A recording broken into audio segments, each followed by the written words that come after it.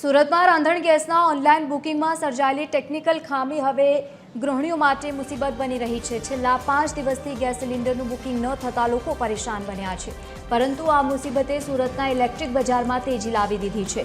ગેસના વિકલ્પ તરીકે હવે સુરતીઓ ઇલેક્ટ્રિક સગડી તરફ વળ્યા છે અને જેના કારણે બજારમાં સગડીની માંગમાં અધધ વધારો નોંધાયો છે। જે દુકાનમાં દિવસ દરમિયાન માંડ એક ઇલેક્ટ્રિક સગડીનું વેચાણ થતું હતું, ત્યાં અત્યારે રોજના 25 થી લઈને 30 નંગનું વેચાણ થઈ રહ્યું છે। માત્ર દુકાનો જ નહીં પણ ઓનલાઈન માધ્યમથી પણ દુકાનદારોને સતત ઇન્ક્વાયરી મળી રહી છે।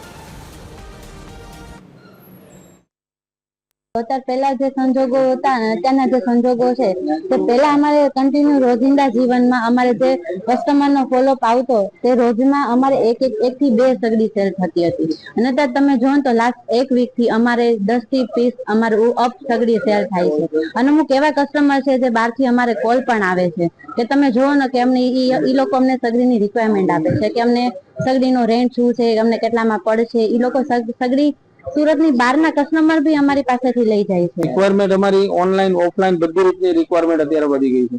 રોજેને એટલા ફોન આવે છે કે ભાઈ અમારે સગડી જોઈએ છે અને હાલમાં અત્યારે સોલારની જે બધા ફિટિંગ કરાવેલા છે એના હિસાબથી કસ્ટમરને બી સસ્તી પડે છે, કસ્ટમરને સાવ ફ્રી ઓફ કોસ્ટ ચાલે છે આ વસ્તુ।